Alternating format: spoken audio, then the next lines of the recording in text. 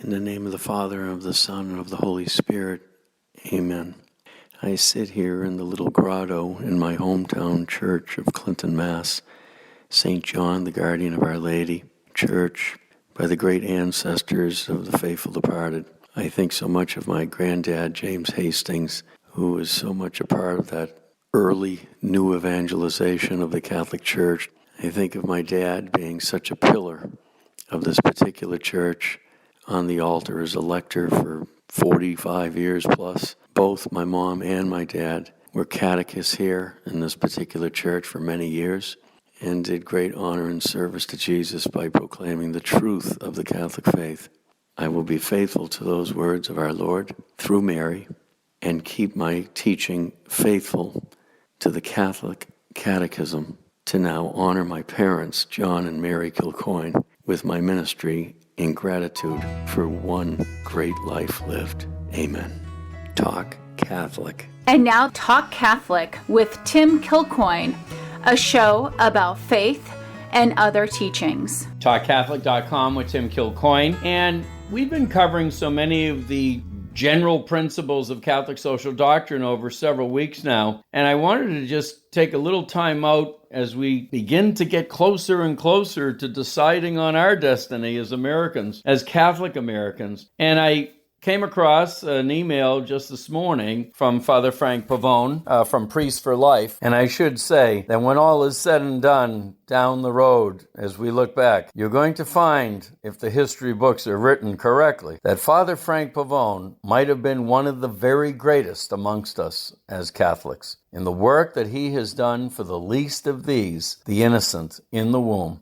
Nobody will ever know the trials, tribulations, attacks that he endured all through his priesthood to defend the innocent. God bless this man. We pray for his sanctity currently, and I pray sainthood someday. And he just wrote an open letter to the pastors of the United States. And I thought this might be a special show to put it forth to the laity, to those in the pews, and to have a greater understanding of the role of the church in this right ordering of a just society that we've been talking about. There's no question that this tends to be the domain, the public square, is the domain of the laity in general. But it doesn't mean that the church takes a completely passive role and just watches the world go by. And I think this letter will clearly at least help us to remember what the leadership in our church has traditionally been relied upon by our faithful to do. So I'm just going to go through it paragraph by paragraph, and I think it'll help in the shaping of your conscience as we get closer to that election day. Dear pastors, I write to you as a fellow preacher of the gospel of Jesus Christ. This gospel makes clear moral demands on individuals and on governments alike. The duty of preaching the gospel involves not only the urgent exhortation to personal holiness and salvation, but the equally urgent exhortation to govern justly. Those responsible for the common good are obliged to protect the fundamental rights of the citizens and their freedom to live out their faith in the way that they, and not the government, see fit. Anyone who has been paying attention over the last 6 decades has seen an organized and persistent effort to limit the gospel to the private arena of our hearts and within the 4 walls of our churches. Let's pause right there. So we see in the first paragraph the importance of the personal holiness of our church leadership, that just by virtue of the office of holy orders, they have a very high degree of calling to hold the bar, the moral bar, as high as possible, not only for their own personal holiness and salvation, as he says, but for the common good. In other words, the civil rulers and the church rulers have the same responsibility to be mindful of the common good. And for the church rulers, i.e. the bishops, in addition to the pastors, it's the manner in which our faith can be expressed in the public domain, in the public sphere. Are we going to be ostracized and pigeonholed into a box, or are we going to be free to be Catholic in the world? And what he says is that in recent decades, there's just been a constant, gradual, excessive secular pressure to try to marginalize people of faith and the expression of their faith in the open, not just in Sunday Bible class, but rather people who want to be free. They want to exercise their free speech as Catholics in the world. God forbid that we also have that First Amendment right. This is being encroached upon ever so gradually. I just did a First Saturday interview with Dr. Mark Rollo, a few of them for that matter, relative to those death bills in Massachusetts. And by the way, I was just in communication with the doctor today, and he assured me, at least for the time being, that he didn't think that the bills were going to be acted upon, but that we need to be vigilant because anything can happen on a Friday afternoon. So God bless the people that listen to those shows, and perhaps one of them might have shaken things up down there at the State House with one simple phone call. That's what has to happen, because he told us in one of these shows that they don't want to listen to anything religious in tone relative to your argument to protect innocent human life. You can go in the direction of some kind of scientific natural law argumentation, but theology, no go. Don't want to hear it. This is unbelievable, ladies and gentlemen. As I said, I just got this funny gut hunch that the overwhelming majority of the people down there in the State House are likely baptized and confirmed Catholics. Not all of them, but a good portion of them. And they have that general attitude. Pathetic is the word. Let us continue. Father Pavone says, prayer and Bible reading have been banished from our schools. People of faith have had to fight in court to display religious symbols in public and to conduct their businesses and ministries in accordance with their moral convictions. The right to even talk about our faith has been attacked on campuses and in the media. And as the courts have increasingly upheld religious freedom, haters of religion have now taken to the streets to show their contempt for our beliefs by destroying its symbols. Moreover, the legal protection afforded to our most fundamental good, life itself, by amoral legislators and activist judges. Some 62 million children have been killed in the name of freedom. The key phrase here is amoral legislators and activist judges. Again, Judge Bork from way back in the Kennedy days, Ted Kennedy, who was trying to deny his emergence to the Supreme Court. He made that comment in his landmark book, Slouching Towards Gomorrah, when he absolutely proposed that the good and the true and the beautiful is typically upheld by the overwhelming majority of God's good people. But they may not be in power. There may be way too many of atheists and agnostics and secular humanists and nihilists and hedonists of every variety and New Age gurus. They could be in power. And indeed, they are in power. And the only hope is, as usual, the revolution from the grassroots level called God's good people. They have to rise up because these amoral legislators and activist judges know that their immoral agenda will not be voted into power. There's not enough of their enlightened who care about some of these antagonistic, anti-traditional values to put it into law. So they just take it upon themselves to change the law on a Friday afternoon when nobody's watching. He also makes note of the haters of religion who have taken to the streets to destroy the symbols of religion. Well, in a former show, I proposed that we're not looking at racism as the key to the anarchy, but rather atheism on display. These are people that are godless. They don't care about God nor your neighbor. In fact, they're willing to steal everything from your neighbor if the laws protect them in doing so. So there again, the civil rulers, the governors, have the responsibility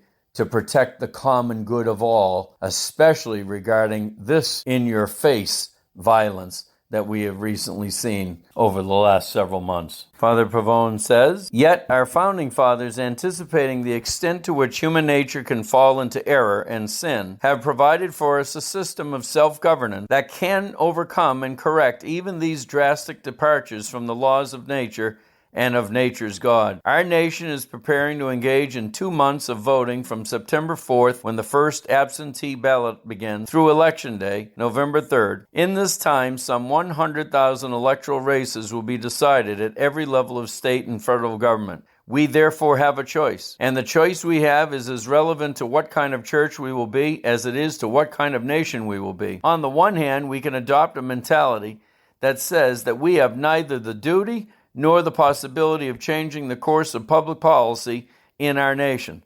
This mindset takes various forms and utilizes various excuses. Some maintain we cannot really know the difference between what's good for the nation and what isn't, or that morality is up to each church or individual to decide. Some maintain that churches and pastors are to stay far away from any engagement in politics or public policy and simply preach a gospel that pertains only to individual interior spiritual life. On the other hand, we have the choice to engage the battle, taking on the same mindset that led pastors to preach the large body of political sermons of our nation's founding era, giving spiritual and moral energy and guidance to the very creation of our country. Ladies and gentlemen, I should share a little personal history proudly, in the best Christian connotation of that word, proudly. I have traveled a long and winding, most difficult but enjoyable road of lay ministry. Just the very term most people, Catholics especially, don't really understand. They can't figure out, you're not a priest, but you're in the field of ministry full time? How do you do that? Well, I will say it's not easy. But nevertheless, it's not as if I could not have become a priest, but there was a major problem, as in fact I knocked on that door a few times, and my enthusiasm got me into big trouble. In other words, not only my enthusiasm, but my faithful certitude that the Catholic faith is the real deal, that this is what must be passed on from one generation to the next, because it's true. The one Holy Catholic Apostolic Church really is the one Holy Catholic Apostolic Church. That's simple faithfulness to exactly what it is that our Lord passed on to Peter. What I'm trying to share here, ladies and gentlemen, is that Father Pavone is begging us as Catholics to stop hiding the Catholic faith as lay people. I always had a wonderful rapport with the people that I have served in ministry. And I think one of the major reasons for that is because I wasn't a priest, and for some reason they thought they could therefore share more with me. And I was a regular guy living in the world, dating and all the rest of it. I knew exactly what the trials, temptations were, and God's grace was still there for me. And by the grace of God, here I am, as enthusiastic and vibrant and faithful by His grace and by my cooperation. And I enjoy talking to people exactly about precisely how to be that way. But all through the years, I always watched how my freedom, my free speech, was kind of denied. People didn't want to hear that story. It was a little too happy. And thankfully, I simply would, pray for them, try to engage them. I will say simply this, that in all my experiences in ministry, I have never seen it not beneficial and fruitful when I was able to engage somebody that somehow or another, because of my lay status, I was able to open up their heart by the grace of the Holy Spirit always. That is a unique gift that lay people have. And I encourage, and Father Pavone encourages all of us to stop hiding and get right out there and absolutely demand true answers from our politicians and civil leaders. Not to mention our church leaders, who are more than bashful too often because they don't feel that they're in the mainstream of secular thought. And indeed they're not and never will be. And they need to know that the laity are on their side in being true, holy, faithful shepherds. It takes two to tango. It's always kind of a chicken and the egg. Did the leadership drop the ball first and the laity simply follow? Or did the laity exit the church and the shepherds didn't know what to do? Legitimate question for the last 40 years. So instead of beating each other up over all that's gone wrong in our own respective states of life, how about just simply turning the page and moving forward and saving America and saving our church by being who we are? Not a bad posture to take. For the future, for your destiny, most of all for our Lord. We will continue on with Father Frank Pavone's open letter to the pastors of America when we come back. This is WQPH Radio 89.3 FM. Once again, to those in those nursing homes, I dedicate Dream When You're Feeling Blue. Dream, that's the thing to do.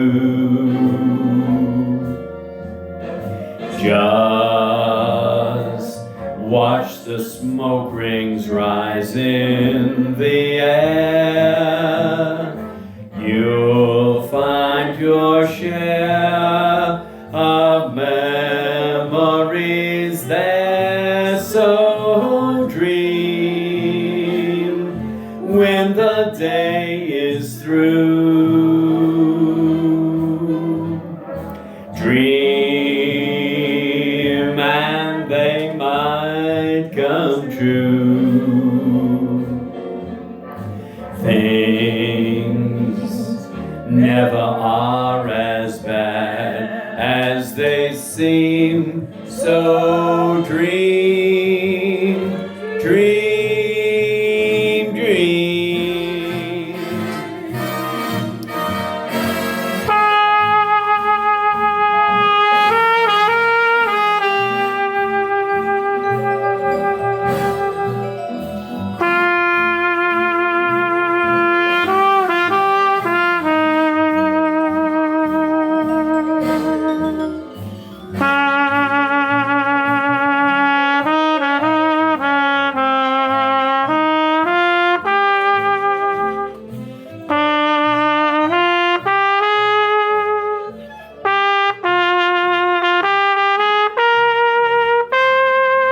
Father Pavone goes on, we can commit ourselves to the same spiritual imperative that led believers to fight slavery and that led their descendants to move from the churches into the streets to battle segregation.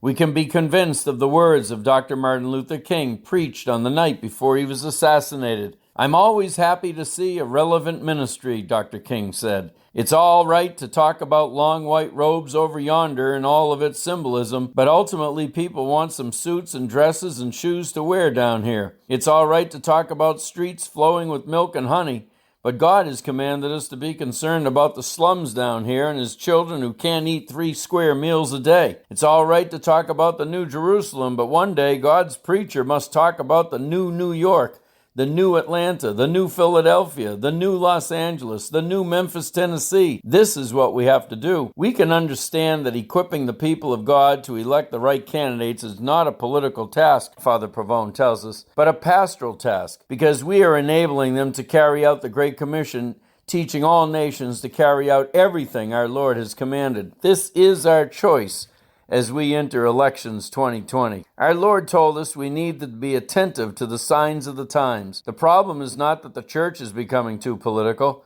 but that our politics have become too pagan. The political divide in our nation is no longer between 2 major parties that have the same goals but different ideas of how to get there. That was once true, but it is no longer. They have different goals, different views of America, totally divergent views of morality, and completely incompatible views of religion and the church. The Democratic Party platform has not only departed from the Republican Party platform in matters of policy, the differences are matters of principle. The Democratic Party platform has abandoned the principle of the God-given right to life and the liberty our founders embraced to practice their faith in their public life. Moreover, they have made their intentions clear to write into the laws and into the courts a worldview completely devoid of those principles. This is not the kind of divide we can rise above, nor the kind of battle from which we can exempt ourselves or our congregations. This is a test for us. Either we recognize this problem and, like good shepherds, warn our people, or we retreat into a neutrality so absolute that it no longer allows us to see, much less neutralize, threats to the very survival of our nation and our ministries. When a political party embraces the destruction of innocent life and the suppression of the freedom of the church, it can no longer be treated in a neutral way by the church. That party becomes an existential threat to the nation to which we pledge our allegiance and to the kingdom to which we have pledged our souls. We are, moreover, at a moment when our President Donald Trump, his administration, and the Republican Party at every level have achieved record-breaking accomplishments to protect our religious freedom from oppressive mandates at home and persecution abroad. The President has defended our freedom to preach in the pulpits and the freedom of our children to pray in school and speak up on their campus for the gospel of Jesus Christ. The over 200 federal judges he has put in place, moreover, are men and women likewise committed to religious freedom. So what is Father Pavone telling us? That the Catholic faith has now shifted its allegiance to the Republican Party, as it has pretty much for the Democratic Party for decades? No, he is not saying that. I guarantee you, if he had a personal conversation with Father Pavone, he would make it very clear that there is no endorsement of any one political party as being the Catholic Party. And one of the major fallacies that we continue to operate on is that somehow our Catholic faith does not supersede, come before our political allegiance. And I sadly have to refer to JFK himself in a speech back in 1960 at a Houston Convention of Protestant Ministers, where he made the following statement: "I am not the Catholic candidate for president. I am the Democratic Party's candidate for president, who happens also to be a Catholic. I do not speak for my church on public matters, and the church does not speak for me." I tell you, ladies and gentlemen, that simple one major statement in 1960 paved the way for Catholic politicians to now take the posture that they could be personally one way and publicly another. And this is exactly what you are seeing today with so-called Catholic politicians who are hardly carrying the same catechism that I'm trying to teach. Your conscience is the still small voice of our Lord within you, guided by his teachings found in the church. That's it. You don't have a political conscience versus a religious conscience. And this kind of schizophrenia characterizes all too many in the political realm, and we will lose our country if we don't have Catholic leaders upholding inalienable rights that come from God, remember, not the state. Father Pavone continues, "Dear pastors, at the founding of our nation, Pastor John Peter Gabriel Muhlenberg declared in his sermon on January 21st, 1776, 'In the language of the Holy Writ, there is a time for all things. There is a time to preach and a time to fight, and now is the time to fight.' He then threw off his clerical robes to reveal the uniform of an officer in the Continental Army. As one account relates, drums began to roll, men kissed their wives, and they walked down the aisle to enlist. The next day, Pastor Muhlenberg led 300 men of his church and surrounding churches to join General Washington's Continental Army. Nearly 2 centuries later, Catholic Bishop Clemens von Galen preached fearlessly against the Nazi regime and its oppression of human life and religious freedom. He was not afraid to name and fight the political threat that was right before his eyes. It is not that these men abandoned their pastoral mission in order to become political. It is rather that they saw the demands that their pastoral mission placed on them in the circumstances of their time and courageously rose to the occasion. That is the choice and opportunity you and I have before us right now. The choice is for our nation, not simply about which political party will have power, but about which kind of America we will be, one marked by moral chaos, the culture of death, socialism, and religious oppression, or one based on the freedom and principles our founders made clear. The choice for our churches is whether we will retreat in silence and cowardice out of fear of being too political, quote unquote, and hence become irrelevant to the world around us, or respond clearly and courageously to this moment of unprecedented conflict and lead the people of God to protect their rights, their freedom, their church, and their beloved country. Sincerely, Father Frank Pavone, National Director, Priests for Life." Ladies and gentlemen, there is good reason why Father Frank Pavone felt that he had to write this letter, a letter to all pastors of the United States, because he knows what's on the line, our very survival as Catholics. I would highly recommend looking at the old movie Barabbas if you want to take a good hard look at what life could be like for us Catholics